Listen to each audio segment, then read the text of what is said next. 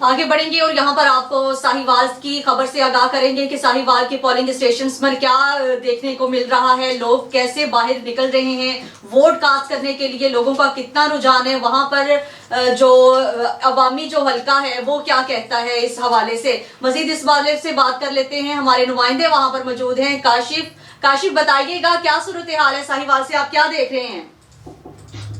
जी बिल्कुल, जिला साहिवाल भर में कौमी असम्बली की 3 और सूबाई असम्बली की 7 अक्टूबर इलेक्शन होने जा रहा है। जिला भर में टोटल वोट जो है 17,47,205 अफराद अपना गहराई इस्तेमाल करेंगे, जिनमें 9,44,000 मर्द वोटर हैं और 8,02,000 खवातीन वोटर हैं। जिला भर में टोटल 313 पोलिंग स्टेशन थाने, जिनमें 376 मर्दाना और 346 जनाना है। 581 पोलिंग स्टेशन मुश्तरका है। जी, पोलिंग स्टेशन में जो वोटिंग की शरह है वो तकरीबन 25 से 30% लोगों को जो वोटिंग का रुझान कम है। जी काशिफ, ये भी हमें बताइएगा कि वहाँ पर हुकूमत का कौन सा कैंडिडेट जो है वो मजबूत है?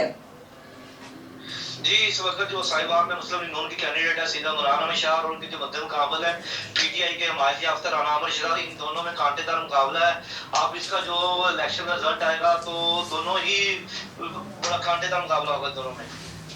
बहुत शुक्रिया काशिफ, आप हमें तफसीलात से आगाह कर रहे थे। आपने बताया कि वहाँ पर पोलिंग का जो अमल है वो अभी भी जारी है, अल्लाह का शुक्र है वहाँ पर कोई भी नाखुशगवार वाकया जो है वो पेश नहीं आया। सिक्योरिटी के तहत सख्त इंतजाम किए गए हैं। जिला इंतजामिया की जानिब से हर पोलिंग स्टेशन के ऊपर हर आ जाने वाले मोबाइल स्क्रैपिंग से चेकिंग की जा रही है।